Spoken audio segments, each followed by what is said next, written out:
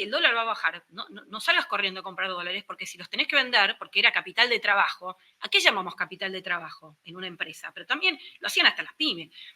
Es cada peso que me sobra lo voy a tener que usar en algún momento para invertir o para impuestos, pero mientras tanto no quiero que pierda contra la inflación. Entonces, ¿qué hago?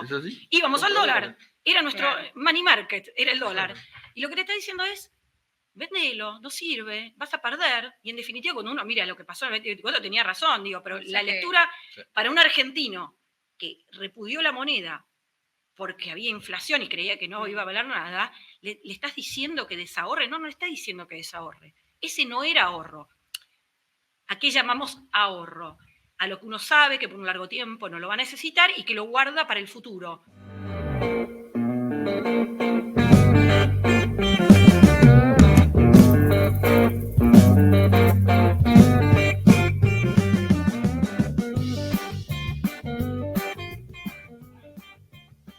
Hola, ¿cómo están? Esto es Negocios en el Quincho. Estoy acá con Germán Pitelli. Estamos esperando a la bella Agustina y he logrado convencer a la producción nuevamente de traer una mujer. Una macroeconomista, una mujer destacada, la deben conocer, María Castiglioni Cotter. La habrán visto en medios. Bella, inteligente, muy preparada. Así que luego de repasar un poco la actualidad, vamos a ir a ella y la vamos a exprimir como una naranja en verano. Antes vamos a repasar un poquito los temas. Hoy seguramente se trata, la universidad van a tratar de voltearle el veto al presidente, ha estado negociando con los gobernadores le piden obra pública y dinero para las jubilaciones. Macri, no sé, dicen que se amenazan, que más amenaza con Comodoro Pi, cosas raras, mejor no meterse. Se reunió Santiago Caputo con él, primero decía que no, que iba a votar en contra del gobierno, ahora que sí, hay varios que... Aparentemente ya bajó la orden de que los diputados del PRO voten. Pero viste que algunos exigen libre conciencia, no vamos a votar contra esto, la verdad, bueno, ya saben, para mí, jubilaciones y universidad, no, me parece que no debería cortar ahí, y estaba por cerrar un instituto del Senareso, que es el famoso Senareso de salud mental, un disparate, 25.000 personas por año, ahí internado. Ahora volvió atrás, obviamente. Yo la verdad no sé por qué se le toman el lugar, salen todos los medios, todos los periodistas opositores lo despedazan. ¿Para qué hace eso, Adorni? Dígame. No, se trataba de una reforma. ¿Para qué dice que lo va a cerrar? No, la verdad que no. Un problema de comunicación, lo venimos hablando muy grave, me parece, en el gobierno. Y mucha motosierra y poca reforma, porque cerramos, pero ¿a cambio de qué? Digamos, que está pasando mal. Se lo dije 500 veces, lo digo, Río Turbio, esa mina no sirve para nada, ¿por qué no la cierra? Cada tanto veo el canal Paca Paca. Ahí sí motosierra. Ahí sí motosierra. Dígame, presidente, porque yo quiero ser jefe de gabinete de Milei. Yo, doctor, le digo, usted cerró una empresa de ferrocarriles que promovían capital humano de ferrocarriles, 1.400 empleados. ¿Alguien le protestó? No. ¿Alguien habla de la represión en Rosario que bajó 75% el delito? No. Telam, 850 empleados tenía. Un disparate. El Canal 7. Me parece que la motosierra, bien aplicada, es la que nos gusta a todos, por lo menos, no digo al kirchnerismo a la izquierda, pero a la mayoría. Ahora, no puede ser que una maestra gane 450.000 pesos, que un empleado bancario 1,5 millones.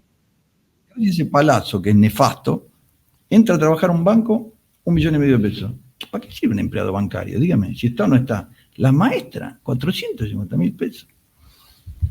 42 profesores, dice Giacobitti, que se le fueron, no llegan a fin de mes. ¿Le parece una de las 100 o 200 mejores? No puedo pagar mejores sueldos, no puedo retener buenos profesores. Yo no me metería ahí. Obviamente ahora le ofreció aumento, sé cómo un poco pobre, y bueno, también se va a revisar el presupuesto. El amigo Sper, me imagino, estará trabajando a 4 manos, ya lo hemos visto, es un poco teórico, vamos a preguntar a una especialista, a mí me parece que... Los presupuestos están todos dibujados, sí, dicen, decía, ¿no? Giacomini, que están todos dibujados. Me parece que hay que tratar de ser los realistas, pero bueno, ya hemos dicho, decir que 100% va a aumentar la recaudación sin subir impuestos, rarísimo, una 4% la inflación, mantener, bueno, no sé, ya lo vamos a revisar, no quiero adelantar. Sí hay reformas con Caputo, que va a bajar aranceles, sí hay reforma con la de regulación de Sturzenegger, que hizo sobre los micros de distancia. esto ya se hizo y salió mal, porque no está bien pensado. Con Martínez de O en los 70, ustedes eran niños, se abrió ahí porque el dólar barato, muy bien. La industria importó muy buena tecnología, dificultó a cierta otra industria, por supuesto, pero no, compitan, le decía, compitan con los impuestos más altos del mundo. Eso es lo que no está bien, Caputo. Le pongo un caso, neumáticos. Y ahora le va a abrir, le va a bajar los aranceles a la importación de neumáticos del extranjero. Hay 3 fábricas de neumáticos en la Argentina. El otro día estaba de la Cámara, decía, la carga impositiva, directa o indirecta, para nosotros es 60%. ¿Y usted quiere traer con aranceles bajos del exterior? No es así como funciona, Caputo. ¿Por qué no le baja impuestos a los locales? ¿Por qué no le baja impuestos? ¿Se acuerda cuando Macri le decían que las computadoras en Miami son más baratas y en Chile son más baratas? Chile dijo, sacá los aranceles que lo traigan de afuera, así la gente compra barato computadoras. ¿Qué le dijo el ensamblador de computadoras de Tierra del Fuego? Está bien, trae todo separado, la ensambla y son como Argentina. Está bien, pero es algo que ya está establecido así. En vez de bajarme impuestos a mí, le bajás aranceles a la de afuera. Cerró la planta, echó 650 tipos. El economista sirio era el padre sí era un economista sirio. Él me parece... A ver, Sturzenegger, eso se hizo en el 94 y empezaron. Se tiraban miguelitos. ¿Usted sabe lo que es un miguelito? Es un pincho así de hierro, se lo tiraban en los neumáticos para... Se abrió la competencia, en vez de 5 había 24. Llegaron a poner un artefacto explosivo en un baño y lastimaron personas porque se mataban uno al otro. Yo le digo, yo viví en barrio de Buenos Aires mucho tiempo. Instalan 5 farmacias en el mismo barrio. ¿Qué sucede? Cambian la plata, ninguna gana. Entonces empiezan, negrean las ventas, le pagan en negro a los empleados, eluden impuestos. No les sirve eso. A mí me contó gente que el comercio, el padre de Juan Bautista Arbat. En Miami, usted dice, quiero abrir un negocio en tal lado. Miran, si hay uno cerca del mismo rubro. No, te mandan a la M, me dijo. Te mandan a la M, así nomás. Usted en Londres quiere abrir un lugar, le miran. Si en el barrio cerca hay otro rubro, le dicen que no. Y chau. No es mal lío. Si usted deja abrir 400 oferentes, me parece que no es bueno. ¿Usted qué busca? Bajar los costos. Bajar los costos tiene que bajar impuestos, amigo. Impuestos, no la entiende. 45% de una bebida gaseosa son impuestos. 53% de un automóvil puesto en la calle son impuestos. 45% de un kilo de lomo son impuestos. Tiene que bajar los impuestos. Baje gastos, baje impuestos y va a ser más competitivo. A mí me parece que abrir así no funcionó, destruye. ¿Qué van a hacer, decime, Piteri, las empresas de neumáticos? Va a echar gente, ministro. ¿Cómo baja los costos? Dígame. Si los impuestos no los puede bajar. Ahí sí que no puede haber facturación en negro, porque le vende un neumático que tiene riesgo de vida. Se rompe, se pincha, tiene seguro. ¿No? Como la venta en los shopping. Son totalmente blancas. ¿Qué es el tipo? Le va a echar gente para bajar costos. Yo, la verdad, me parece que está mal pensado y ejecutado, ni quiero pensar. Bien, tenemos el tema... Milei escribiendo. Milei, estamos hablando acá con la doctora. A ver, la diferencia con otros críticos, yo estoy a favor suyo, presidente, yo quiero que a usted le vaya bien, quiero que a este gobierno le vaya bien, lo voté en segunda vuelta y lo volvería a votar, pero mi sentido araña me indica que esto no va a andar. Esto no va a andar. Escúcheme, la bicicleta financiera que hay, acá le vamos a preguntar a la doctora, se gana 20-30% en dólares. En dólares. Usted cambia lo de como Di Stefano, que está fanatizado, dice, no, el dólar va a seguir bajando, vendan el asesor, el Rosarino, vendan todos los dólares, pongan todo en preales, estos bonos, aquello, qué sé yo. Como el dólar está casi quietito, al 2%, le termina siendo 3,5-4% por mes. 20-30% en dólares. Mala señal. Sigue la inflación, como dice Cavallo, mala señal. 5 tipos de cambio distintos, mala señal.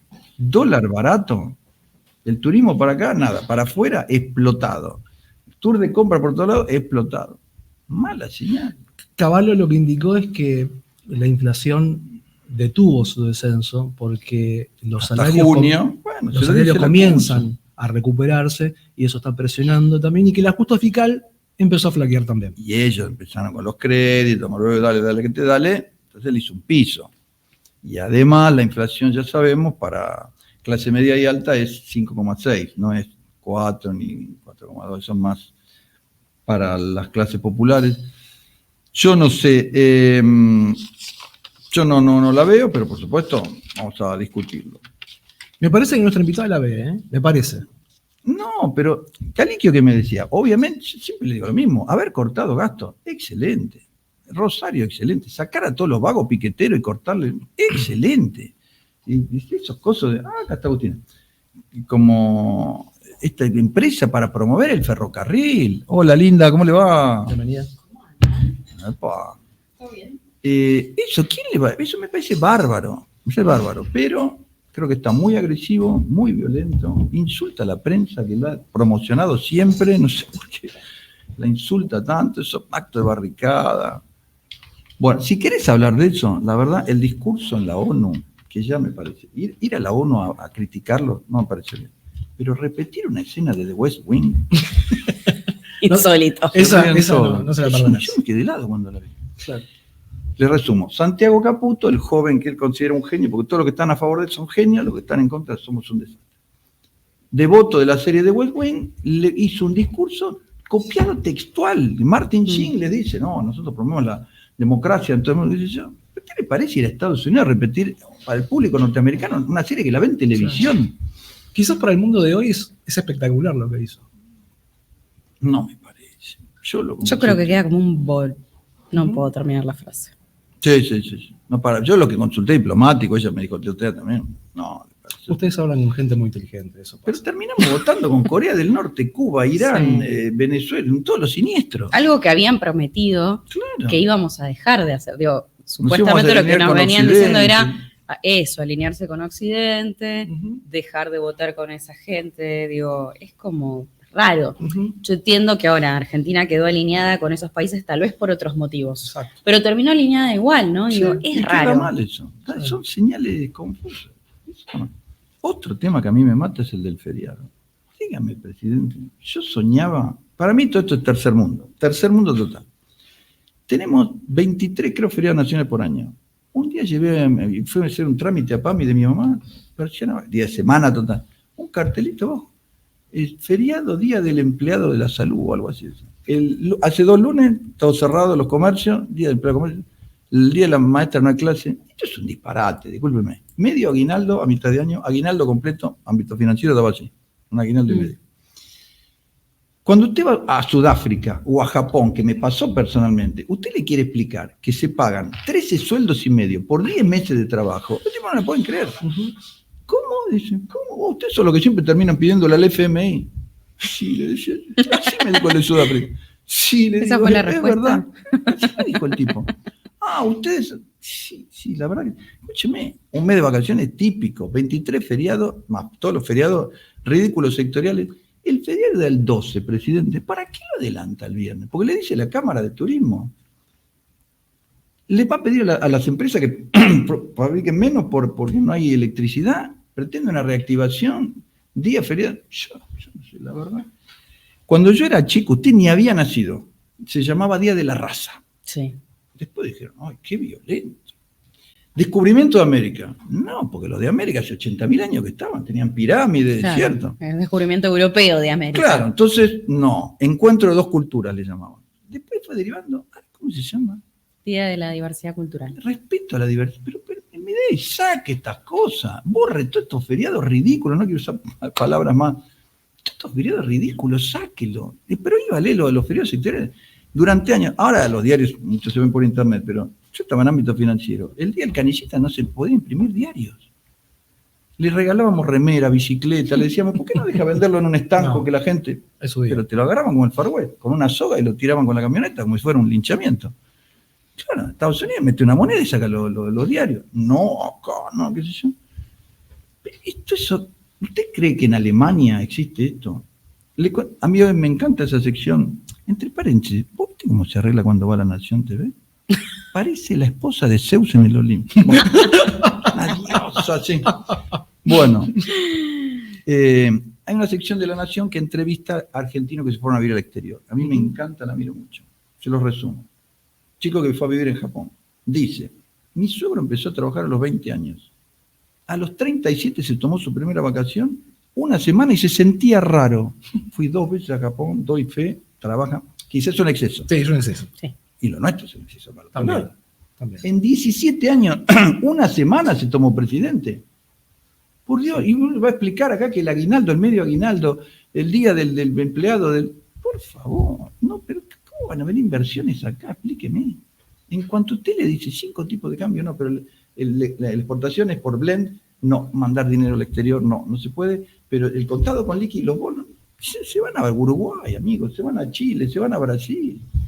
Países con tipo de cambio libre, unificado, reglas claras, no sé, vamos a debatir con la señora, pero a mí me parece que esto no tiene mucho carretel.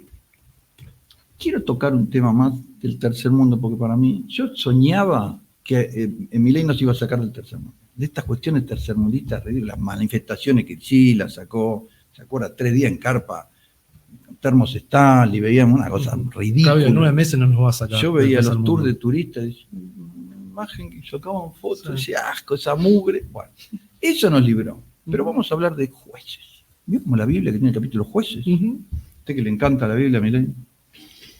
Tenemos un podio de 3 jueces, casi metería 4, pero vamos a meter 3. El primero, una señora que es un amor, la vi, se llama Córdoba, la vieron, el padre es camarista, está siguiendo el caso La Nata y decreta que la prensa no hable de La Nata. Señora, me hace reír. Censura previa, Constitución, ¿les suena? No sé. Señora, primero que censura previa, claro. No le quepa duda. Yo le voy a contar, Jorge La Nata era un chico precoz. A los 13 años entró a trabajar a Radio Nacional. Cuando yo jugaba la pelota con Pitucones, entró a trabajar a Radio Nacional. A los 27 años fundó Página 12. Un chico era. Tipo total, toda la vida luchó por la libertad de prensa y de expresión. Y usted va a prohibir hablar del caso. Sí. Pero ¿cómo se le puede ocurrir, señora?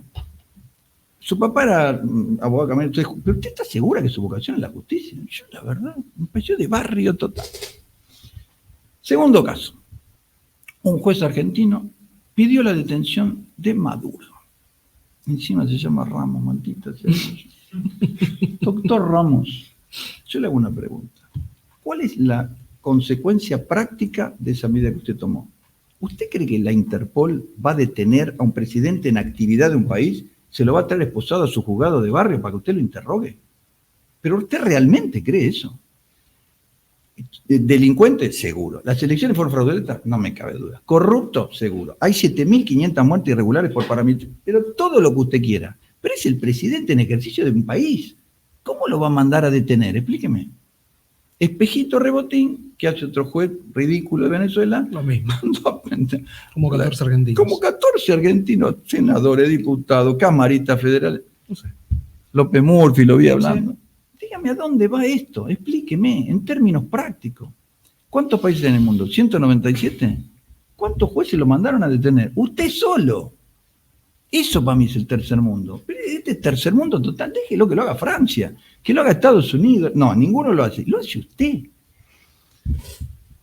Último, el amigo Kreplak, ya sabemos que es, lo designó el kirchnerismo, le autorizó a Sofía Clerici a blanquear antes de mujeres, pero Ay, sí. $600.000.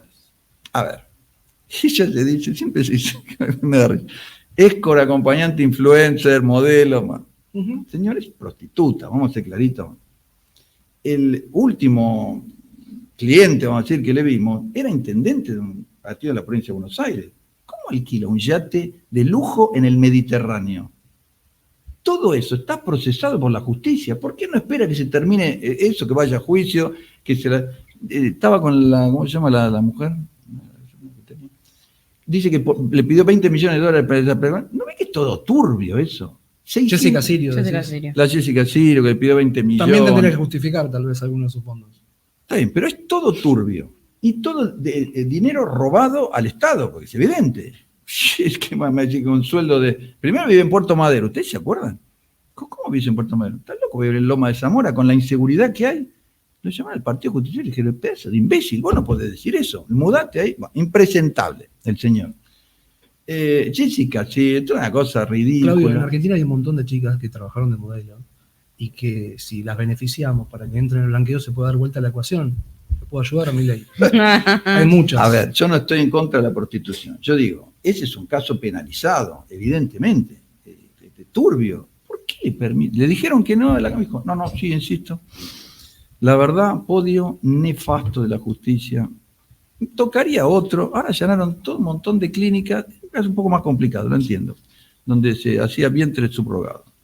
Yo digo, si una pareja estéril alemana le paga a una persona intermediaria, que le paga a una chica que acepta voluntariamente por dinero criar en el vientre, digo, se paga todo y se lo lleva. ¿Cuál es el delito? Que no me doy cuenta.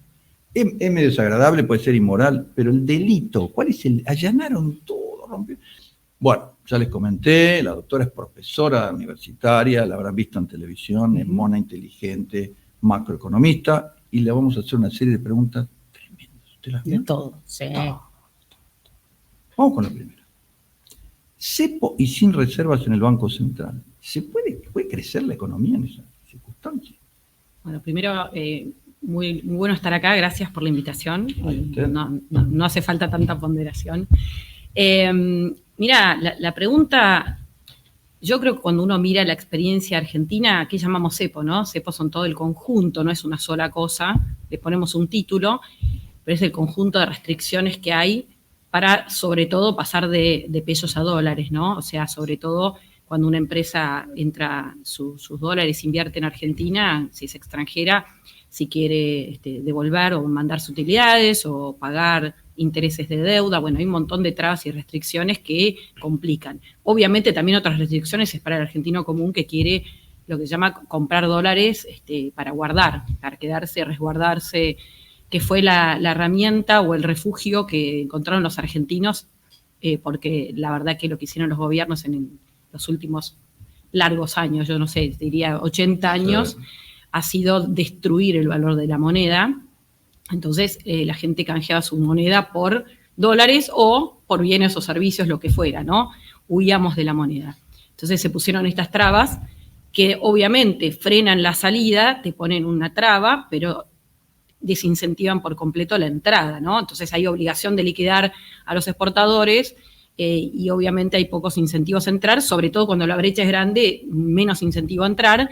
Obviamente, ahora que la brecha es más chica, eso ayuda bastante, e incluso a pagar algunas cosas atrasadas yendo a los mercados financieros, ¿no? Con brechas grandes, obviamente, es un círculo totalmente negativo. Y eso, obviamente, complica el crecimiento económico. Cuando uno mira el cepo primero que se puso apenas, Cristina ganó con 54% de los votos, no había una oposición totalmente disgregada, venía de tener casi poder absoluto, ¿no? Y tenía y siguió teniendo mayoría absoluta en las cámaras, una economía que hasta ese momento venía creciendo ya con más dificultad en los últimos 4 años, más allá de la pelea con el campo y sequía en el medio, la economía había dejado de crecer a tasas chinas y la inflación ya estaba subiendo, pero la verdad es que no era un escenario tan complicado y en ese momento se puso el cepo. Claro. Entonces uno mira qué momento raro para poner el cepo, ¿no? ¿Y qué es lo que pasaba? Mientras la gente votaba a Cristina, compraba dólares. Entonces lo mismo que decían los argentinos no son patronos, el argentino sabía que la inflación era cada vez más alta y no tenía cómo resguardarse, las tasas eran negativas, significa que te pagan menos que la inflación, entonces compramos dólares, pero bueno, votaron a Cristina. Y ahí empezaron a poner las trabas y esas trabas se fueron multiplicando. De ahí en más la economía no creció, no es solo por el cepo, sino también por el sesgo de la política económica, es decir, se siguió insistiendo con el Estado presente y aumentando el peso del Estado en todos los niveles de gobierno, subiendo impuestos, en una economía que ya dejó de ser competitiva en ese momento y en vez de empezar a discutir cómo mejorar la competitividad, cómo atraer inversiones, se puso el cepo y el Estado siguió gastando ya con emisión monetaria cada vez más grande, ¿no? Y además de tener un mercado interno totalmente lleno de deuda. Cuando se liberó el cepo, al comienzo del gobierno de Macri, que en aquel momento fue una salida poco traumática para la expectativa que había, eso permitió entrar de capitales, pero cuando uno mira qué entró al principio, lamentablemente, y en parte por la historia argentina, y porque no se habían cambiado todavía muchas de las cuestiones que trababan, más que inversiones de largo plazo, entraron inversiones financieras, ¿no? Con lo cual financiaron el enorme déficit que todavía tenía el Estado, financió crédito también, empezó a surgir el crédito hipotecario, etcétera, pero no se terminó de resolver el problema, a tal punto que hubieron saltos discretos devaluatorios combinación de problemas, ¿no? Que no podemos discutir, creo que es muy largo, pero que llevaron a, finalmente, cuando se perdieron las PASO y la expectativa de cambio de gobierno, automáticamente a poner trabas, o sea, reimplantar esas trabas, básicamente porque la gente leyó que si venía ese gobierno iba a haber cepo. Entonces, antes de que hubiera cepo, me paso a dólares, antes de la intervención de precios me resguardo, ¿no?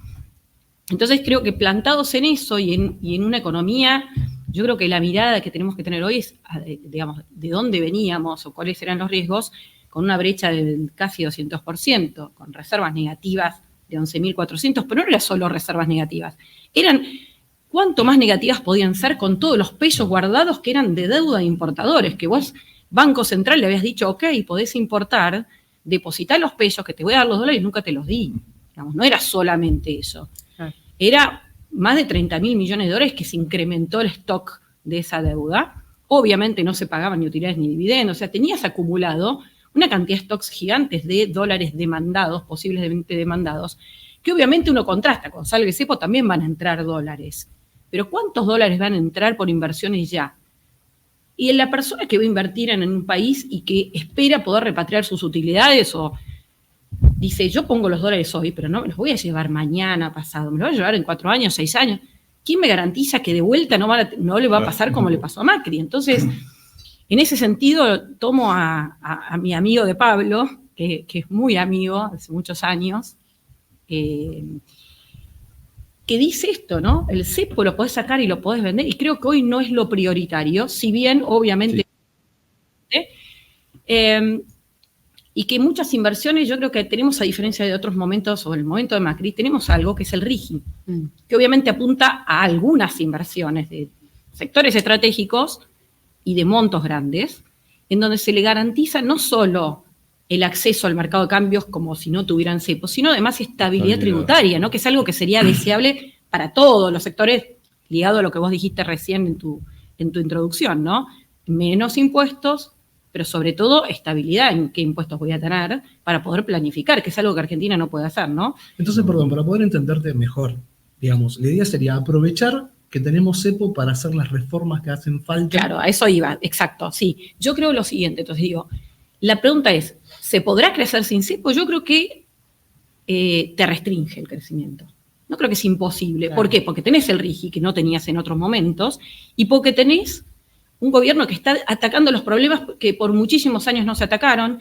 En el gobierno Macri hubo un intento de atacar los problemas, creo que en lo fiscal se quedó muy corto, lo vimos, la ex post es mucho más fácil que verlo en el momento. Creo que se trató de resolver muchas cuestiones que hoy se están retomando, de desregular, de destrabar, de transparentar también, por ejemplo, en qué se usa cada peso, en tratar de hacer una reforma tributaria interesante, que es la que se hizo en 2018, que apuntaba a bajar impuestos distorsivos, que lamentablemente dimos marcha atrás y ahora hay que ver cómo se remonta como ingresos brutos, que es el peor de los impuestos, porque además está escondido, y que aparte es un impuesto que se llama en cascada, porque se cobra en cada etapa de la cadena productiva. O sea, cuanto más valor agregado tenés, mayor es la incidencia. Y lejos de bajar ingresos brutos, están subiendo ingresos brutos las provincias. Lo subieron en la pandemia, con la excusa de la pandemia, lo subieron. Siempre hay una excusa. Exactamente, es una voracidad fiscal infernal. Pero entonces yo digo, tenés que trabajar en esto, reformar y atacar las causas de los problemas, y en eso creo que hay un buen diagnóstico y se están avanzando mucho. Y obviamente lo deseable es que después no tengas ningún cepo, que es una anomalía, ¿no? Pero me parece que pensando en el crecimiento, cuando uno piensa en el crecimiento, piensa en la inversión. Creo que hoy no va, aunque sacaras el cepo, no entrarían las inversiones instantáneamente. Es decir, primero hay que escribir el guión. Hay que escribir el guión para tener un final feliz. Tenés que lograr, y son muchas etapas del guión. La primera y condición necesaria es lograr la estabilidad macro. Para lograr la estabilidad macroeconómica, que parece algo obvio que nuestros vecinos lograron, y que no era algo obvio a principios de los 90, por ejemplo.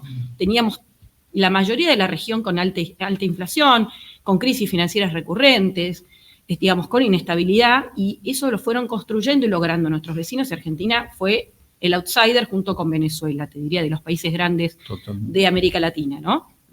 Entonces, construir la estabilidad macroeconómica, que es la condición necesaria, que se está en ese camino, pero que uno no se puede relajar. Pero, perdón, vos decís, obviamente el cepo complica, pero mientras tanto está el registro. Esto lo venimos hablando con muchos economistas y por eso me interesa también tu mirada, ¿no? Aunque esté el RIGI, digo, ¿el cepo no termina casi anulando el RIGI para que vengan otras empresas desde afuera a invertir? Porque digo, ¿qué empresa quiere venir a invertir si después para manejar su plata tiene todas esas complicaciones? No, vuelvo a decirte, yo creo que en Argentina hemos caído tantas veces y de hecho sacamos el cepo con Macri y se tuvo que volver a poner, que me parece que eso no es garantía, porque dicen, yo necesito un horizonte. Entonces, con que vos saques el cepo y no le estás dando horizonte. Entonces favoreces, lo cual es lógico, la especulación financiera, que es lógica, o sea, eso que vos planteabas de la ganancia en pesos, imagínate si no tuvieras cepo, entrarían capitales de afuera, que es lógico, porque van a buscar rentabilidad donde sea, y mañana no les cierra, y se van, que es lo lógico también, claro. Son las reglas del juego, digo, y hay que entenderlo. Entonces, obviamente que es a donde hay que llegar, y creo que este gobierno quiere llegar a salir del cepo, pero me parece, no, después podremos discutir el día después si fueron excesivamente cautos o no. Pero que están priorizando atacar los problemas, que no solamente el flujo, porque un tema es ir al equilibrio fiscal, que lo que te resuelve es el flujo. Es decir, ¿qué significa que haya equilibrio fiscal? Que el gobierno adapta su gasto a lo que puede recaudar. El gasto incluyendo los intereses de la deuda, que esto es algo que no tenemos hace muchísimos años. Solo tuvimos en una etapa puntual, que fue cuando salimos del cepo, y lo primero que se hizo cuando salimos de la convertibilidad, el dólar pasó de 1 a 4, se estabilizó en 3, y lo primero, paso seguido, fue poner las retenciones a las exportaciones y congelar nominalmente los salarios del empleado público y las jubilaciones. Uno se olvida cuando discutimos tanto de los jubilados, lo primero que se hizo fue congelar las jubilaciones en pesos. Ese año tuvimos 40% de inflación, porque por suerte, porque se especificó todo, ¿no? Se rompieron todos los contratos de la economía, totalmente. Básicamente. Ahí pasó la licuadora también. Fue una licuadora brutal, pero además rompiste todos los contratos de la economía, que es algo que nos está generando hoy todavía efectos negativos en la inversión, en la credibilidad como país. O sea, el tercer mundo tiene que ver con esto también, el festejar el default en el Congreso. Esa imagen no me lo voy a olvidar nunca en mi vida, ¿no? Y aparte cuando dicen, digresión, ¿no? Cuando hablan de la deuda y hablan solo de la deuda con el Fondo Monetario, que es el 10% de la deuda total del gobierno, y después critican la deuda con los bonistas extranjeros o de ley extranjera. Y no ven como, ni la contabilizan a la deuda del mercado interno, como si no existiera. En definitiva, ¿por qué dicen eso? Yo creo que porque piensan que total a los argentinos los podemos estafar. Eso sí. Es lo peor que puedes hacer, porque lo que le estás diciendo, la lectura es nunca le prestes a este gobierno, nunca financies a tu propio país, porque te van a estafar. Digo, digresión aparte, ¿no? ¿Pensás que Wall Street le cree a Caputo? Porque hasta ahora no le prestó un peso. Vuelvo a decirte, pueden creerle, pero quieren ver, porque es un gobierno que objetivamente tiene poquísimo peso en el Congreso, que no tiene un gobernador, no tiene intendentes, tiene todos los sindicatos en contra, digamos. Entonces, obviamente quieren ver qué pasa, quieren ver cuál es la sustentabilidad de esto. Sí, obviamente ven con buenos ojos esto que te decía recién, resolviste el flujo. ¿Qué significa el equilibrio fiscal? Que te las arreglas, tenés que ajustar, y no es que cuando uno mira el gasto están ajustando todos los gastos. Cuando tenés semejante desequilibrio, tenés que cortar por todos lados, como le pasa a una familia cuando ya no tiene manera de seguir financiándose. Pero eso no alcanza, vos tenés que tener en cuenta que tenés que pagar los intereses de esa deuda, que te genera esa deuda, y después vienen los vencimientos de capital, ¿no? Renovar eso, que en el mercado interno es más fácil, el mercado externo es más complicado. Con el Fondo Monetario, hasta ahora venimos piloteándolo, pero hay que ver cómo sigue. Los organismos internacionales algo parecido, y los bonistas, bueno, hay que ver.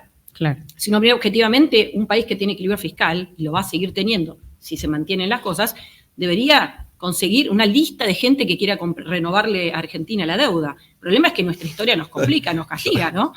Y eso es lo que yo creo que ve Wall Street. Ve las dos cosas. Vos tenés que lograr sostener el equilibrio fiscal. Creo que el test de la discusión del presupuesto va a ser muy relevante, cómo termina eso. Pero vos tenés, además de los flujos, el stock. O sea, vos tenés el problema de todo lo que heredaste. O sea, las deudas y los déficits pasados habían generado el problema en el Banco Central. Vos le habías trasladado al Banco Central un montón de tus problemas que se han resuelto, pero obviamente en el medio tuviste ruidos, tuviste liquidez excesiva, que una de las grandes dificultades que tienen todos los bancos centrales del mundo es estimar cuál es la demanda de dinero de su moneda, y en base a eso fijar la política monetaria. No es que solo Argentina. Y acá mucho más, porque está tan distorsionado que es súper complejo. Entonces yo digo, la verdad que en ese sentido ha sido, cuando uno mira, un trabajo muy complicado y que ahora se lo minimiza, pero la verdad que el riesgo era gigantesco. No, sin duda. Digo, lo minimiza mucho y dice, ya pasó la parte más fácil. No, creo que pasó la parte más difícil, pero seguimos teniendo enormes desafíos por delante, porque venimos acumulando enormes desequilibrios. Muchas cosas nunca se resolvieron directamente. Por ejemplo, el tema tarifas. Vos saliste, rompiste los contratos, especificaste las tarifas 1 a 1, porque todas ajustaban en base a la inflación mayorista de Estados Unidos, que uno puede discutir o no. Obviamente aquí hay que buscar, saliendo de la convertida, otra forma de ajustar. Se habían creado la Unirren con debido, esto es un poco de historia para los más jóvenes, se discutieron y se renegociaron la mayoría de los contratos con empresas públicas, de luz, de gas, de energía, de todos los rubros de la energía, de aguas. Se habían fijado nuevos parámetros, la telefonía lo mismo, se habían llegado a audiencias públicas en muchos casos, hasta se habían firmado decretos y después no se aplicaron los aumentos. Claro. ¿Por qué? Porque como había superávit fiscal, porque no se pagaba la deuda, porque habían puesto más impuestos, porque al principio se había congelado los salarios y las jubilaciones, entonces regalemos las tarifas, y entonces patearon el problema. Eso nos generó no solo un desequilibrio que es más grande, que después fue un problemón con los subsidios que cubría el Estado, además desalentaste a las empresas a seguir invirtiendo. No se había desarrollado Vaca Muerta estaba muerta literalmente, estaba el descubrimiento y no se podía activar hasta que no vino el gobierno de Macri, que logró poner otras reglas de juego, sentar a los jugadores y arrancar. Perdimos muchísimos años ahí y nos generó déficit comercial, dependencia de dólares, faltante de energía, y obviamente la tarifa era baratísima. A nadie le gusta que de un día para el otro le suban la tarifa, porque además todavía es ineficiente. Pasa lo mismo con el tren, que funcionaba pésimo, y el día que te tienen que subir la tarifa, todavía el tren anda mal. Claro. Hay un desfasaje todavía. Claro, y bueno, y digo, todas esas cosas venimos acumulándolas hace muchos años. Hay otras cosas que se fueron acumulando después. Entonces venimos con una serie de problemas que nunca se han atacado. No, es verdad. Y obviamente se atacaron las consecuencias. Mientras se agrandaba el gasto público y se emitía, se quería poner cada vez más peso y peso a la tapa de la cacerola, de la olla, que tenía una presión creciente. Entonces, obviamente ya al final de todo, al final del año pasado, ni siquiera alcanzaba. O sea, no había manera de frenar esa dinámica. Pero obviamente resolverla implica empezar a sacar la presión de la olla, y eso era una combinación de muchísimas cuestiones. En un contexto de una economía que no crece desde 2011. Y esto no es menor.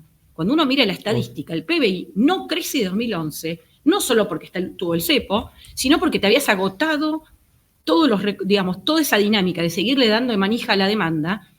Lo único que lograste es estabilizar y oscilar en torno a ese nivel, con una población que creció, por lo tanto el PIB por habitante fue cayendo. Bueno, claro. Y encima, cuando vos mirás un sector formal que se fue achicando y se fue agrandando la informalidad y las changas, la productividad de cada persona que trabaja fue cayendo. Es decir, tenés cada vez menos gente soportando cada vez más gente. Claro. ¿Sí? Producto de este esquema de incentivos que tenía el gobierno. Entonces, en ese contexto, y una recesión que se agudizó en la segunda mitad del 2022, pero obviamente tuviste una barranca abajo ya a partir de agosto, septiembre del año pasado, inflación creciente y actividad cayendo, con una caída acelerada a fin de año, principio de este año. En ese contexto vos tenías que hacer el ajuste fiscal. O sea, hay que ponerlo en perspectiva, ¿entendés? Entonces, yo creo que se están atacando, y creo que la prioridad es, primero, resolver el flujo, equilibrio fiscal. Segundo, ir trabajando ciertos stocks, que es el balance del gobierno y cómo es esa deuda y cómo impacta en el Banco Central, para después poder tener credibilidad en tu moneda. No es solo no emitir, sino resolver las fuentes de emisión futuras, y obviamente tenés la otra pata, que era tu pregunta, la sábana corta, que es la no tener reservas, pero para acumular reservas vos tenés que comprarlas. Y si comprás, emitís. Sí. Y si emitís, si hay demasiados pesos, generás demanda de esos, la gente se lo saca de encima. Entonces es una sábana extremadamente corta, y yo creo que en ese sentido admiro la valentía, porque la verdad que fue una valentía haber tomado esa decisión. Creo que ningún economista, o sea, todos veíamos que el tema fiscal era clave, o por lo menos en mi caso creo que era fundamental atacar el problema fiscal. Nunca imaginé que se iba a poder lograr, sobre todo por la restricción política. Creo que acá lo interesante es que el que lidera el gobierno está convencido de eso, y eso ayudó. Pero políticamente es dolorosísimo la discusión con los jubilados, la discusión con las universidades. Pero cuando miro el Pacto de Mayo, creo que hay que trabajarlo mucho, y eso es un desafío, donde lo firmaron 19, 24 gobernadores, no es un tema menor. Ahora lo estaban reflotando. Creo que hay que discutir esto, y creo que hay que reflotarlo. Y si vos mirás el Pacto de Mayo, es espectacular. O sea, si se cumple esto, es otro país. Punto 1, inviolabilidad de la propiedad privada. ¿Qué significa? Hagamos los ajustes sin romper, porque los que dicen podría haberlo hecho más fácil. ¿Qué están queriendo decir? Que vos tenías que enchufarle un bono a un ahorrista, un plan Bonex bis. Otra vez. Esto tiene un costo después increíble enorme. Defoltear deudas. Horrible. Especificar contratos. Eso es pan para hoy, hambre para mañana, ya lo vivimos, digamos, ¿no? No tiene sentido. Obviamente es más largo el otro camino, pero es el correcto. El segundo dice equilibrio fiscal a todo nivel de gobierno, ¿no? Las provincias estaban acostumbradas a que aumentaban impuestos, seguían aumentando el gasto y si tenían un problema le tocaban la puerta al presidente que le mandaba recursos no automáticos. Pero no nos olvidemos que esto se dio hasta 2018. Las provincias tenían muchas complicaciones fiscales, pero a partir de la reforma tributaria se amplió la base de coparticipación. Y además con la Corte Suprema que falló a favor de las provincias, de 3 que habían ido a la Corte, pero después se extendió a todas, cuando el gobierno de Cristina estatizó las FJP y volvió a quedarse con todos los recursos que iban. Recordemos que el sistema de la FJP en un punto era mixto, porque vos tenías una prestación básica, que era la del Estado, y parte de tus aportes seguían yendo al Estado para financiar esto, y solo una parte iba a tu cuenta de capitalización. Cuando se estatizó, el gobierno se quedó con el stock, que eran los ahorros acumulados de la gente, pasó una bolsa, que es el Fondo de Garantía y Sustentabilidad, y los flujos se los quedó el gobierno nacional y no los repartió, no se los devolvió a las provincias. Nuestro amigo Vudú. Exactamente, se quedaron con todo y aún así empezaron a tener déficit fiscal. O sea, imagínense la voracidad del gobierno nacional. Las provincias dependían del gobierno nacional. En la reforma tributaria de 2018, y con la Corte Suprema que obligó a devolver ese 15 puntos que se hizo en etapas, las provincias empezaron a tener recursos automáticos, una base más grande, y mejoraron su situación fiscal. Todas, de hecho, tuvieron hasta casi superávit durante varios años, pero quisieron seguir aumentando el gasto, entonces repusieron ingresos brutos, aumentaron algunas tasas, y además quieren seguir recibiendo fondos del Estado, algunas provincias sobre todo, para los momentos electorales, en vez de decir, bueno, tenemos que ajustar, no voy a generalizar, porque hay sobre todo gobernadores nuevos, pero algunas provincias donde se está haciendo un trabajo de reforma del Estado. Pero creo que ese tiene que ser el norte, es decir, entender que cada peso que gasta el sector público es un peso que se le sacó al sector privado, con impuestos, o con una deuda, o con las consecuencias de esa deuda. Entonces, hay que mirar cada peso que se gasta. Entonces, creo que equilibrio fiscal, punto 2. Punto 3, bajar el gasto a niveles históricos. ¿Qué es niveles históricos?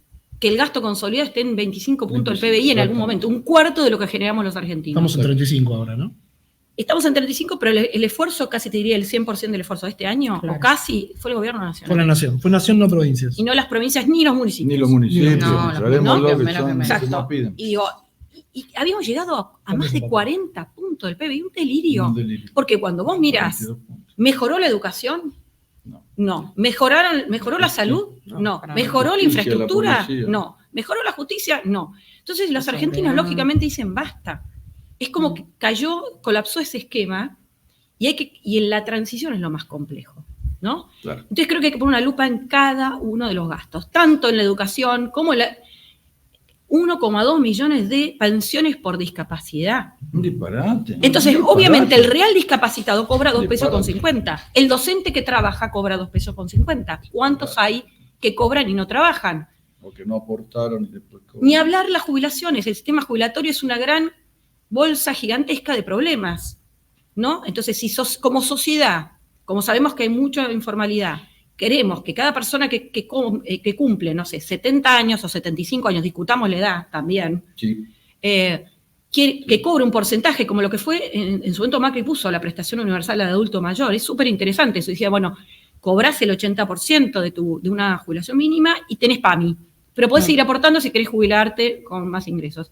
Es como la UH, digamos, equivalente a la UH. Bueno, llegás a una determinada edad y como sociedad decidimos todos los argentinos que le vamos a pagar. Pensemos de dónde sale esa plata. Ahora, el que aportó toda su vida y sabe que va a cobrar casi la mínima, porque cuando hay aumento por decreto no la aumentan, como hizo Alberto Fernández en el 2020, lo primero que hizo, rompió la fórmula anterior y por un año dio por decreto y les daba bono a los de la mínima, el resto nada. Sí. ¿Qué mensaje le estás dando al que trabaja hoy? Aportá lo mínimo indispensable porque te van a jorobar. Están todos los incentivos al revés, pero digo, hoy el jubilado la está pasando mal. ¿Por qué? Porque hay cada vez más jubilados, podrá ser bueno o malo, loable, y hay cada vez menos aportantes, porque no crece la economía, punto clave, y porque el empleo que crece no es el empleo formal. Claro. Entonces, no hay aportantes. Y además se siguen jubilando la gente a los pocos años y vive cada vez más. Con lo cual, digamos, Macron subió la edad jubilatoria. Yo tengo 51 años, digo, ¿cómo es que me voy a jubilar en 9 años? Es una cosa insólita. Macron la subió, hay que subir. Pero bueno, digamos, no cierra. Lo primero que creo que es interesante es entender que las cuentas tienen que cerrar. Hablando de las cuentas y de que cierran las cuentas, ¿no? Se presentó, vos decías recién, que ahora se viene la gran batalla donde se van a ver los pingos, como diríamos, que es el presupuesto. ¿Qué análisis haces de la salud del presupuesto? ¿Qué debate pensás que se va a dar? Lo trasladamos del pasado al futuro. No, está muy bien, está muy bien. 2025. Porque el futuro depende de las condiciones y del pasado y la experiencia, pero obviamente es fundamental. Claro. Yo creo que por años llegaba el presupuesto y casi que lo mirábamos como anecdóticamente porque era un dibujo, realmente. Sí. Y esto de los superpoderes que hacían que el jefe de gabinete, cuando aumentaban los recursos nominalmente, porque estaba subestimada la inflación, etcétera, etcétera, a su antojo, es decir, sin pasar por el Congreso, sin discutir, decidía dónde aumentar el gasto. Y nunca era mejorar el resultado fiscal, siempre era asignar gastos. Esa conducta nos llevó a donde llegó y nos llevó a que el presupuesto no reflejara la realidad de lo que era el gasto público, ¿no? Entonces, era un problema que se fue sosteniendo en el tiempo.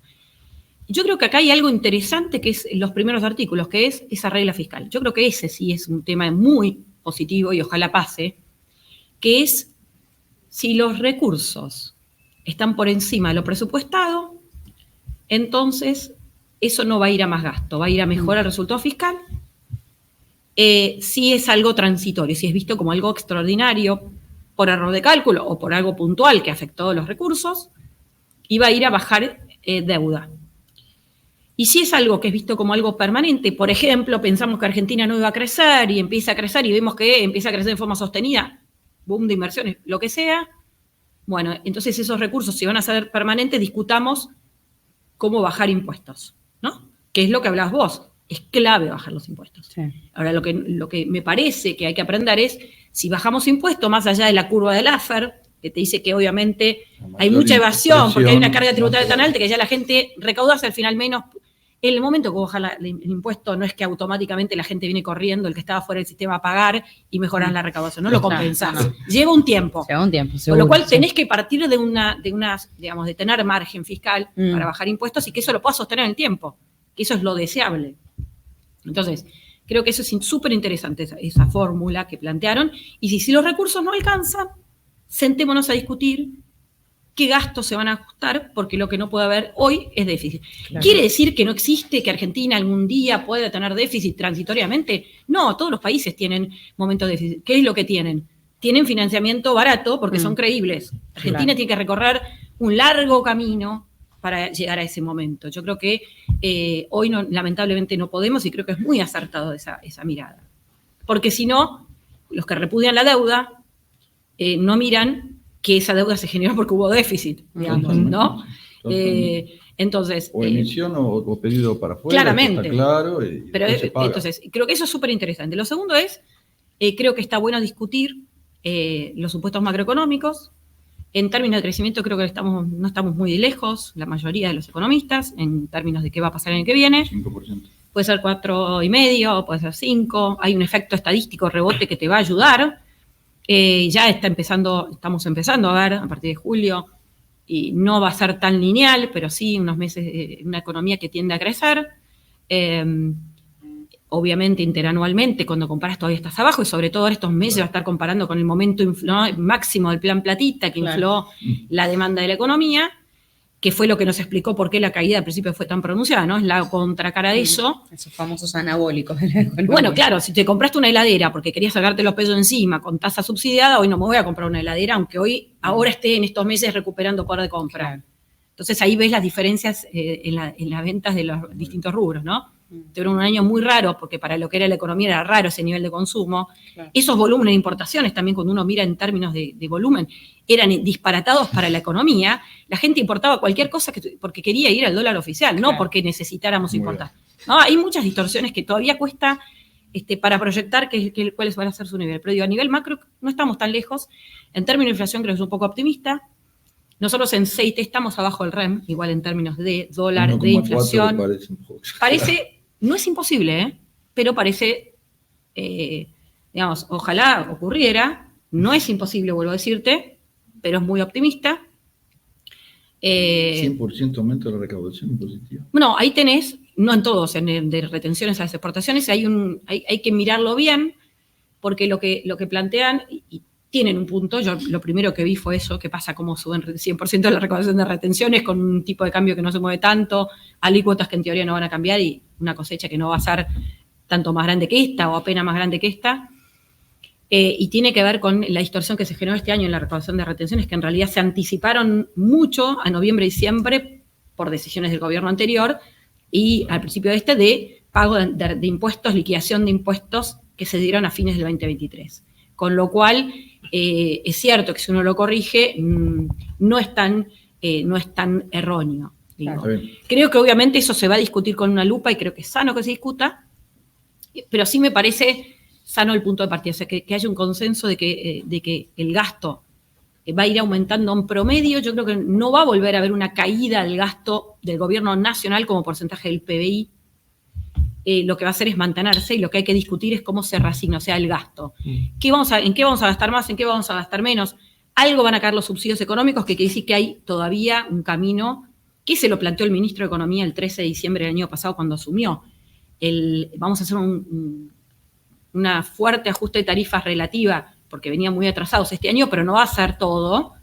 Vamos a ir terminando ese proceso el año que viene y el otro, con lo cual obviamente va a haber algo de ahorro, que es la contracara de algo de suba de tarifas en algunos rubros, no tan fuerte como este año, pero tenés que empezar a discutir ahí la apertura, ¿no? Uh-huh. Cómo sigue la reforma del Estado y eso se traduce en el presupuesto, uh-huh. Es decir, cómo se va a revisar gastos que no deberían existir para poder darle el máximo a lo que queremos que el Estado Nacional invierta, ¿no? Si se le puede dar una mejora adicional a los jubilados, y dentro del gasto en universidades, ¿cómo es ese gasto en las universidades? ¿Quién queremos que pague más? ¿Realmente está bien el gasto? ¿Cuántos alumnos hay? Digamos, yo tengo algunos números de CIU Guaraní que también plantean que es cierto que por el arancelamiento a los extranjeros, a los que vienen de colegios privados, sin duda. Y no solo de colegios privados, yo creo que ahí hay que discutir de vuelta, ¿no? Ni hablarlo de colegios privados, que pagan una cuota altísima en algunas universidades y finalmente no pagan la universidad pública. Y también acá hay otro tema, ¿no? Cuando miramos, creo que hay que, obviamente los docentes universitarios tienen que ganar bien. Ojo que no ganan bien, yo de clase en una universidad privada, no vivo de eso, doy una sola materia porque me gusta mucho, pero en casi ninguna universidad se gana demasiado. Porque toman los sueldos del Estado. Pero lo hacemos por vocación en parte. Sí. Muchos docentes universitarios de la UBA trabajan part-time por amor y para devolverle a la universidad lo que les dio, y no es lo mismo el que trabaja full-time, el que investiga, etc. Pero también hay que ver ahí en la universidad qué se gasta y cómo se gasta, y ahí hay números entre los que se anotan en la universidad, 1 millón y pico de miles de alumnos, y cuántos realmente cursan la carrera.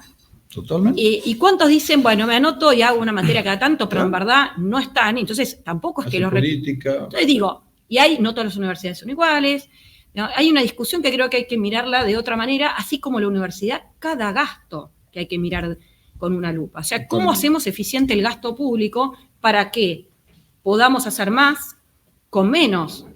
Y en la educación, lamentablemente, el grueso de la educación y la salud es de las provincias. En educación, yo creo que pondría una lupa para cambiar como país y que haya más chicos que necesitemos financiarlo en la universidad, que puedan llegar con un nivel académico para que puedan ir a la universidad. Cuando uno mira el perfil de los universitarios, lamentablemente, es un perfil de clase media y media alta, pero no porque sea excluyente la universidad, porque es gratis, sino porque los chicos no llegan con los conocimientos necesarios para poder aprender y aprobar materias. Y eso es una realidad cada vez peor. Bueno, ahí hay una reforma educativa que tiene que ir claramente desde los primeros niveles. Por eso te digo, sí creo que el gobierno nacional tiene un punto espectacular en poner todas las fichas de lo que hace el gobierno nacional en educación primaria y secundaria en la alfabetización.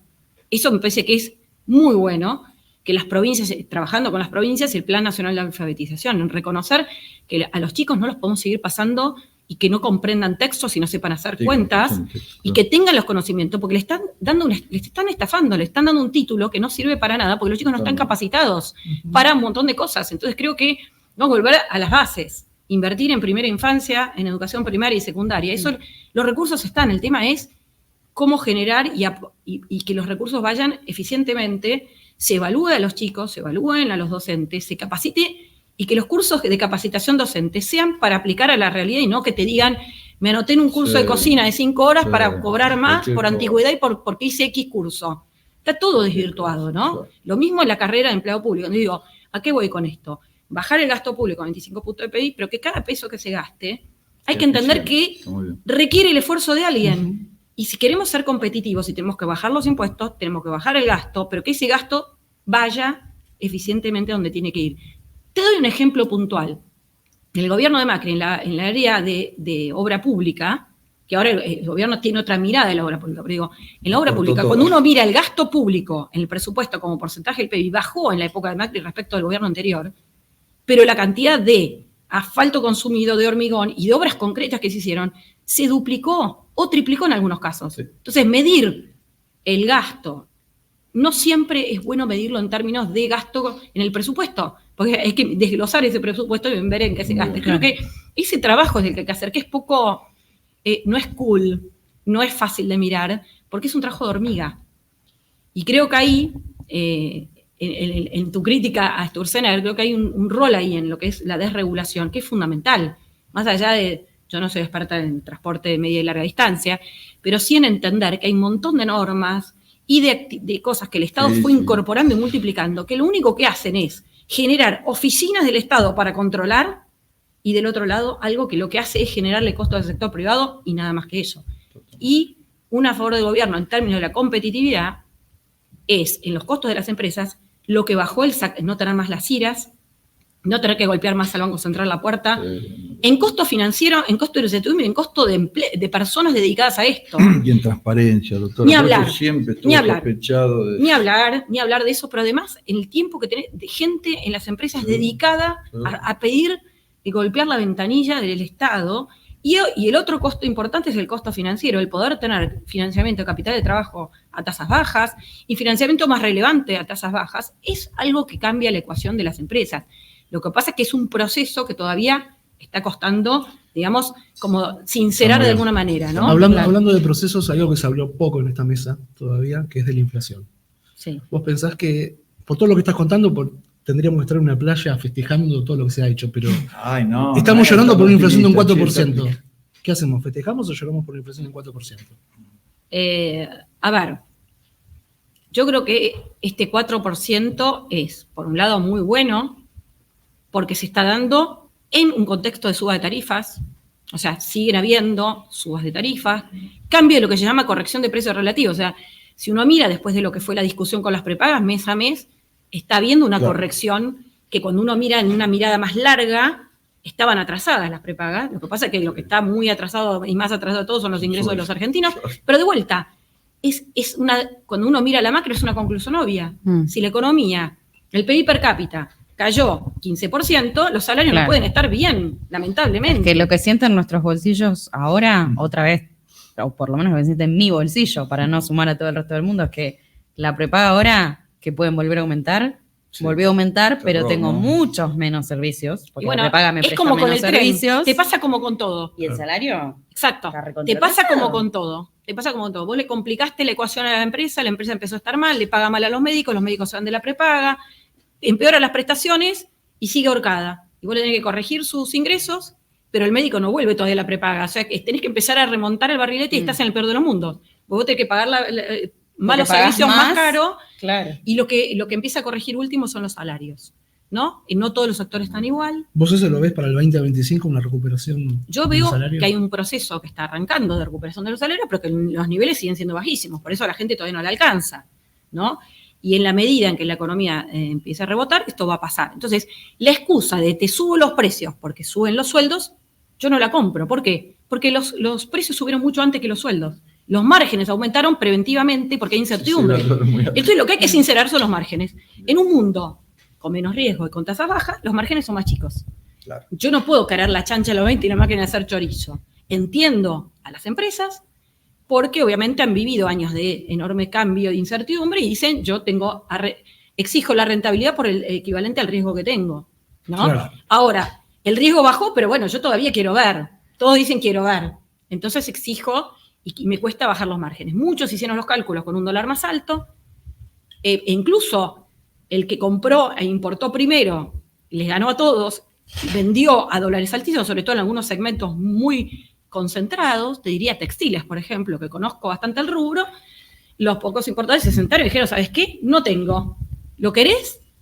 Pagá 3.000, el equivalente a $3.000 el metro, es un disparate, pero no había.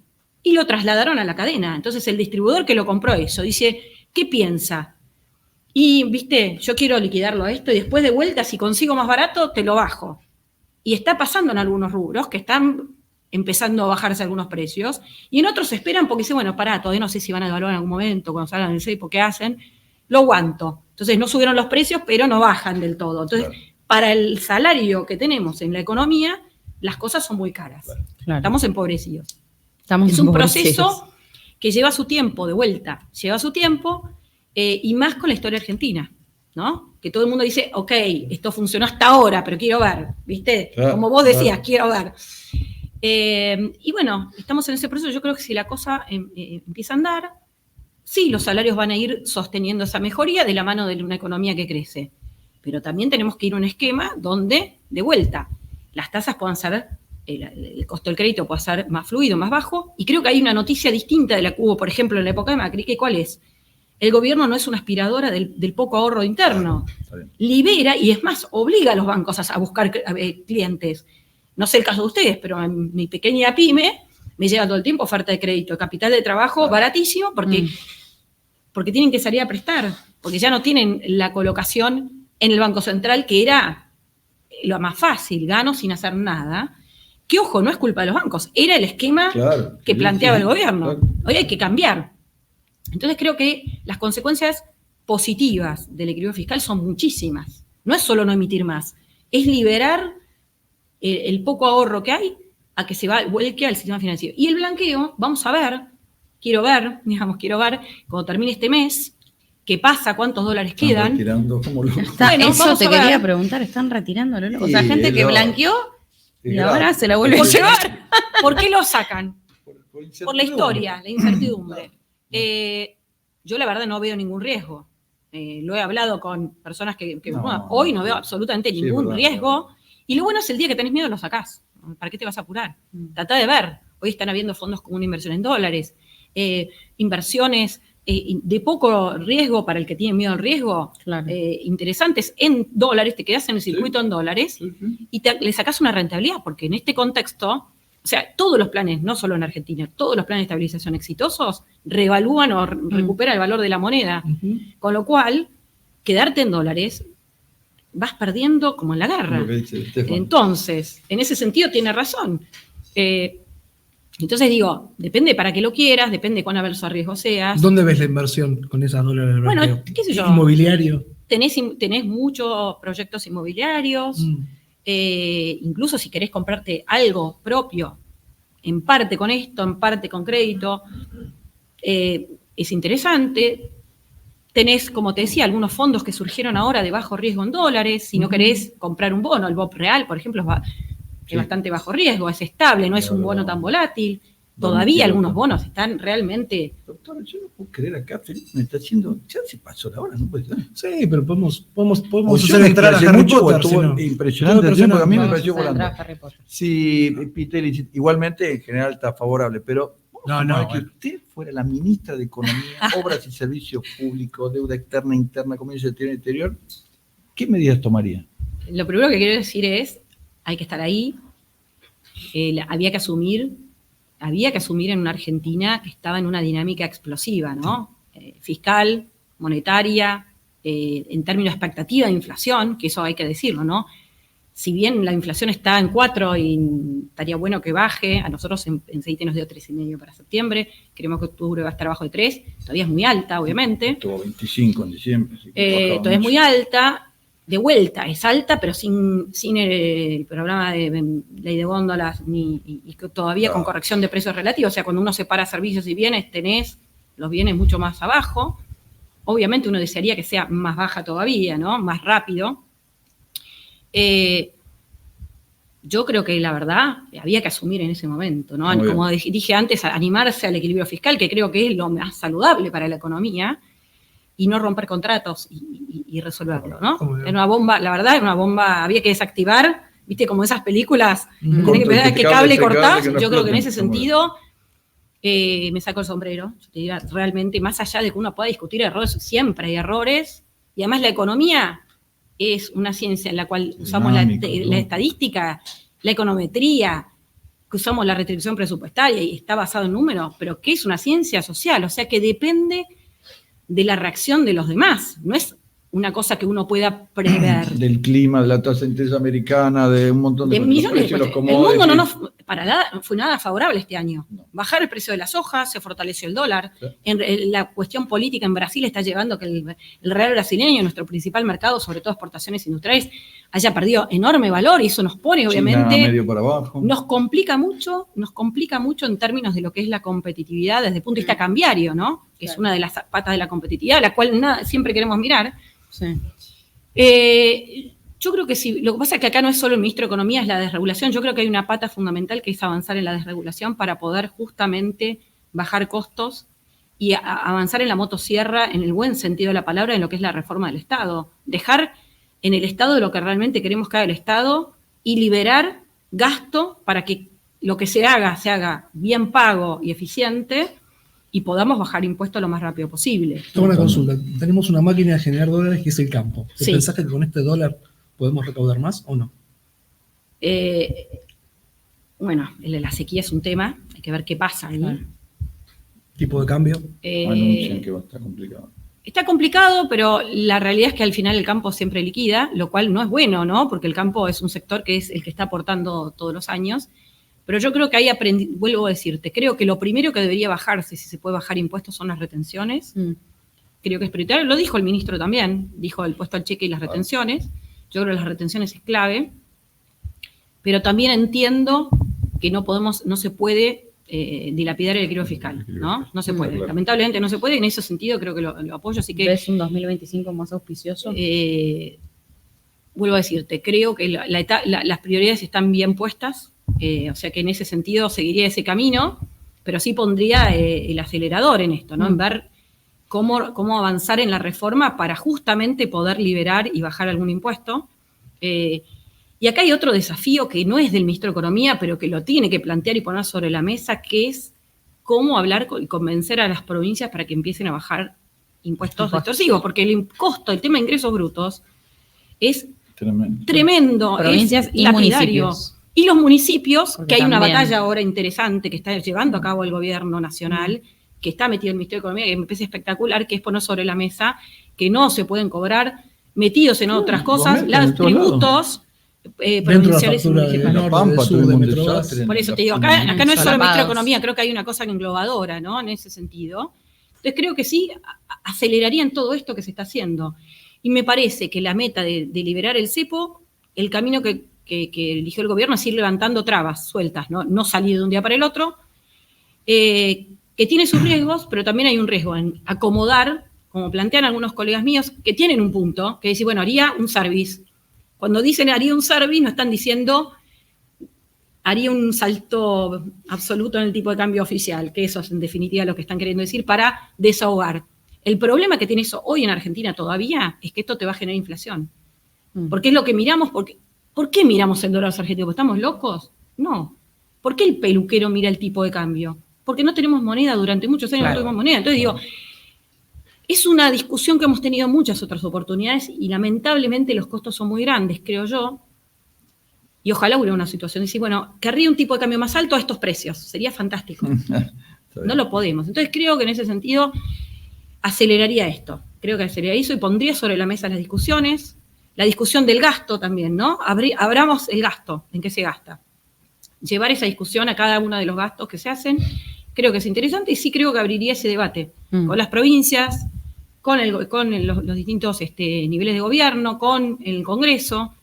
Profundizar eso creo que sí sería importante porque el tiempo para algunos rubros a veces es complejo. Claro. Y también, en definitiva, hay otra parte que no depende de Argentina, que es qué va a pasar con el precio de los commodities, qué va a pasar, bueno, ahora con la guerra, qué va a pasar con el combustible, y qué va a pasar con el dólar, digamos, el real versus el dólar, qué va a pasar con las tasas afuera. Todo eso, obviamente, nos puede dar una buena noticia y alargar o alivianar esta transición, o nos puede complicar. Pero creo que sí acierta el gobierno en atacar el denominador de la competitividad, que es la inflación, o sea, bajar la inflación.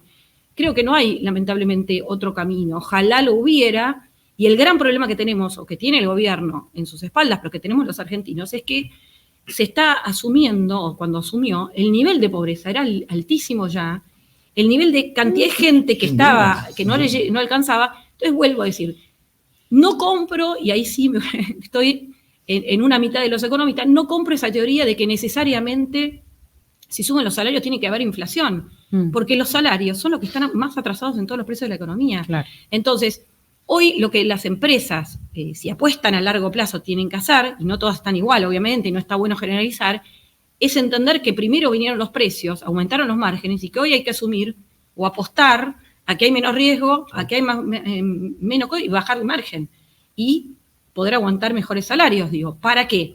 Para que ello ayude, como está empezando a ver incipientemente, a que la gente pueda estar más aliviada y de alguna manera consumir y ahorrar. No todo consumo, obviamente hay gente que solo puede consumir, pero digo, aquel que tiene margen pueda ahorrar y pueda volcarlo a la actividad. Creo que ahí hay que mirar de vuelta, y no terminé el cuento porque nos quedamos con otra cosa, cuánto del blanqueo termina ayudando a la actividad económica, que creo que es uno de los objetivos, ¿no?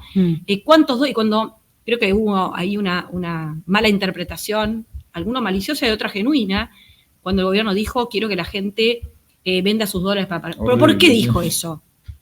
Lo que dijo, o creo yo, que lo que dijo es, ¿qué hicimos los argentinos con cada peso que nos sobraba? En cualquier país del mundo lo ahorran en su propio país, compra acciones, bono o un fondo, en su moneda. Acá, cada peso que sobraba lo pasábamos, íbamos al Blue y comprábamos dólares, o al Condado Colic o al MEP, el más sofisticado. Pero era capital de trabajo, era plata que en definitiva le ibas a tener que usar para impuestos o para hacer un gasto más alto. Pero nadie, en Argentina todos decimos que es para algo transitorio, pues, pero nadie quiere vender los dólares porque psicológicamente no nos queremos desprender, lo tenemos, digamos, como la salvación, la tabla de salvación. Y no nos equivocamos, por la historia, digamos, avaló un poco eso. Pero digo, hoy lo que dice es, si yo no voy a emitir un solo peso más, no voy a tener déficit. No vayas a comprar con cada peso $1. Y es más, sacate esos dólares que van a valer cada vez menos, invertilos en algo que te rinda, porque vas a perder. Pero no fue desafortunado decir que tenés que usar lo que es tu ahorro para pero pagar, que no es para tu pagar ahorro. Claro. un impuesto. Para mí fue una... O pagar la boleta. No fue bueno para mí. Cuando es un gobierno que venía hablando de dolarización y totalmente. Eso ya quedó, digo, totalmente. Se mezclaron dos conceptos raros. Yo creo que la manera de decirlo, yo la interpreto, como soy economista, capaz lo leí así, lo leí como te estoy contando. No le tiene que hablar, no la mayoría de la gente, exactamente. Yo creo que una mala, digamos, mirá que para mí el ministro de Economía explica bastante bien, pero en ese contexto no fue nada, o no se leyó bien. Pero yo creo que la lectura era esa, o sea, todos los argentinos nos sobraron un solo peso y vamos corriendo al dólar. Digo, el hecho de que estemos interpretando qué quiso decir el ministro de Economía no está bueno. Una falla de comunicación. Totalmente. Tiene que ser claro. Totalmente. Y la lectura yo creo que fue esa exactamente. Y hoy con una brecha baja vos vas, comprás dólares, vendés dólares en el mercado MEP y es casi, digamos, tenés una brecha hoy del menos 20%, o sea, baja. Sí. Y lo que te dice es, si el dólar va a bajar, no salgas corriendo a comprar dólares, porque si los tenés que vender, porque era capital de trabajo, ¿a qué llamamos capital de trabajo en una empresa? Pero también lo hacían hasta las pymes. Es cada peso que me sobra, lo voy a tener que usar en algún momento para invertir o para impuestos, pero mientras tanto no quiero que pierda contra la inflación. Entonces, ¿qué hago? Íbamos al dólar. Era nuestro money market, era el dólar. Y lo que te está diciendo es, vendelo, no sirve, vas a perder. Y en definitiva, cuando uno mira lo que pasó en el 2024, tenía razón, digo, pero la lectura para un argentino que repudió la moneda porque había inflación y creía que no iba a valer nada, le estás diciendo que desahorre. No le estás diciendo que desahorre. Ese no era ahorro. ¿A qué llamamos ahorro? A lo que uno sabe que por un largo tiempo no lo va a necesitar y que lo guarda para el futuro. O jubilarse o para emprender un gasto mayor o lo que fuere. Pero cuando él habla de eso, no habla del ahorro. Estaba hablando del capital de trabajo. ¿No nos dejó caer en dólares, Caputo, en la economía? Hoy Argentina está muy caro en dólares. A ver, cara respecto de qué. Hay cosas que en Argentina hasta el año pasado, con un dólar informal excesivamente alto, éramos caros en dólares, incluyendo un rubro sensible que vos contaste, que es neumáticos. Era más barato ir a Uruguay a comprar neumáticos. Somos caros en textiles, somos caros en tecnología. Supermercados. Somos caros, no tanto, depende. En Argentina no. Sí, no tanto. Está igual que afuera, pero con un salario muy deprimido. No, ya no. Depende del rubro. Ejemplo, en Chile. Vas a Chile y es más caro la comida rápida, es más cara en Chile, es más caro el Uber, es más cara la comida. Yo acabo de venir de España. España es distinto. Lo barato que pero eso, ¿sabes qué tiene? ¿Qué está pasando en Europa? En Francia decía que también. Acá tenés otro juego que le jugó en contra a Argentina, que es el fortalecimiento del dólar respecto del euro, respecto del real, que en este momento parecería que se va a revertir parcialmente. Entonces, digo, en ese punto. Hay otras cosas donde Argentina es barata, sobre todo en muchos servicios, es muy barata, donde el mundo es carísimo. Sí, eso ¿no? es más, los servicios sí son más baratos. Entonces, vuelvo a decirte, para las cubiertas más económicas, pero los autos son carísimos. Exactamente. Y ahora están empezando, con la baja de impuestos, país, a abaratarse un poco. Siguen siendo muy caros. Entonces, vuelvo a decirte, el no tener crédito te encarece mucho de esos productos. Sí. Entonces, eso es algo que está en proceso. Entonces, lo que Argentina tiene es una economía que en realidad tiene salarios bajos porque no crece hace muchos años. Eso es lo que tenemos que romper. Claro, no hay otra salida. Entonces, vuelvo a decirte, sí, sería deseable, o hubiera sido deseable, que a estos precios estén con un tipo de cambio oficial más alto. Por ahora no puede ser y por ahora lo va a mantener no ocurre. Así. Creo que lamentablemente la salida, en eso estoy del lado del gobierno, no es soltar el tipo, porque hemos vivido esto. Y el spreadsheet, que no. La discusión teórica del overshooting, ¿qué significa overshooting? Bueno, sube el tipo de cambio demasiado, después baja, se acomoda y los precios no se acomodan. Entonces, y por ahí lograste mejorar, no sé, 5% al final del camino, en el camino te comiste una inflación altísima, que tiene un efecto enorme en la expectativa de la gente también. Sí, y en el corto plazo, ¿en qué? En que los salarios o las jubilaciones que tiene esta fórmula de la inflación de 2 periodos van recuperando a la medida que la inflación va bajando. Si la inflación un mes sube, perdiste un mes. Y no podemos, creo que lamentablemente estamos tan border en términos de pobreza, de caída de salario, que creo que es un camino cuesta arriba. Lo que no quita que hay un punto ahí. ¿Cuál sería el punto que hay que monitorear? ¿Qué va a pasar con el superávit comercial, que es la fuente primaria de dólares que tenemos en Argentina? Y ahí sí, pondría una lupa si empezamos a tener déficit. ¿Qué es diferente del balance cambiario o MULC, que es el caja? Lo otro es como el devengado, va a ocurrir. Si en el devengado vemos que tenemos un boom de importaciones y las exportaciones no crecen y empezamos a tener déficit, como ocurrió ya el año pasado, ahí ya me preocuparía. Por ahora no. Por ahora está viendo un superávit muy alto. Por eso, sí. Hay casi equilibrio fiscal, superávit comercial. Eso es muy bueno. ¿Y por qué en estos meses no tenemos tanto superávit cambiario? Porque el gobierno adelantó el cronograma de pago de importaciones y estamos pagando importaciones adeudadas, que es algo sano. Yo digo, ahí no me preocuparía, pero sí lo miraría, por supuesto. El saldo de la demanda de otras exportaciones. Y también la fuente de importaciones. Bueno, ¿cuánto empieza a entrar por el RIGI? ¿Cuánto entra por el blanqueo? ¿Cuánto entra de capitales por el MEP? Cuando la brecha es chica, decís, bueno, entro, invierto en Argentina, financiero o inversión real. Porque si bien Argentina es cara en algunos rubros, en otros es súper competitiva y sigue siéndolo. Pero vuelvo a decirte, el problema acá es la heterogeneidad que tenemos en la región. Hay sectores industriales que están complicados, hay nichos industriales que están muy bien, hay otros que tienen una enorme expectativa y regionalmente es muy dispar también, ¿no? Entonces esta película complicada que vemos en algunos rubros no es tan así en otros y obviamente es complejo eso. Beneficiar a los 47 millones de argentinos versus otros. Pensemos que estamos en el contexto del Mercosur, que es la región o el bloque más cerrado del mundo con altísimo derecho de importación. No es que le bajamos los derechos de importación a los neumáticos, pero sigue siendo igual a un alto nivel de protección. Igual entiendo ese rubro. Acá hay un tema también que es puntualmente el rubro neumáticos del sindicato. Y el desastre sindical que genera en ese rubro particular los salarios y las pretensiones que tiene el rubro. Yo creo que ahí hay mucho para discutir. Y la reforma laboral, que hubo algo que hay que trabajar. Y frenó, tuvo que volver, creo que estas discusiones son sanas y hay que poner sobre la mesa. Y que a veces los tiempos de las empresas, son las limitantes que tienen son muy grandes y los tiempos políticos tardan. Pero bueno, hay que poner esa discusión sobre la mesa y ver qué pasa. Doctora, me río porque tengo a Felipe ahí haciéndome señas de ahorque, de estrangulamiento, de cierre, de todas las que pobre, se conocen, parece. Algunas preguntas no te las terminé de contestar rápido porque a mí me gusta. La comprometemos por otro día porque es súper didáctica, se ve que es profesora universitaria. No, ¿y sabes qué pasa? A mí me gusta entender o explicar, por la economía no es la foto, no son dos cosas, es un conjunto del equilibrio macro, es un conjunto, como vos tocas un punto y desandás otros. Ojalá pudieras agarrar uno solo y resolver este problema tocando esto solo. Sería facilísimo. Devaluemos y resolvemos la competitividad. Vení, vos, dale, no seas tímido. Vení vos a poner punto final. Cuando quieran charlar. Si nos dejaste a nosotros, vamos a ir preguntando, vamos a ir hablando. Aparte no se nota que me divierte, me apasiona todo. Qué bien, está bueno. Hoy también fue un programa diferente, venimos de la tormenta de Giacomini, atravesamos esa tormenta y ahora vemos acá como un panorama un poco más despejado. Por eso me gusta invitar mujeres, son más sosegadas, mirá, son más sosegadas, explican muy bien. Totalmente. Tenemos muy buenas profesionales. Bueno, lo que nos gusta es tener distintas miradas, ¿no? Y eso está bueno. Eso está bueno y siempre nos interesante. Re favorable a las mujeres. Bueno, Felipe, doctora, muchas gracias, excelente. Vamos a seguir otro día si usted es tan amable de venir. Nos vemos el miércoles que viene a las 11. Sí, vamos a ver qué pasa hoy en el Congreso y cerramos acá porque si no, Felipe ya va a pasar a acciones de hecho, ya se va a complicar. No va a cortar los micrófonos. No va a cortar los micrófonos. Va a cortar todo. No,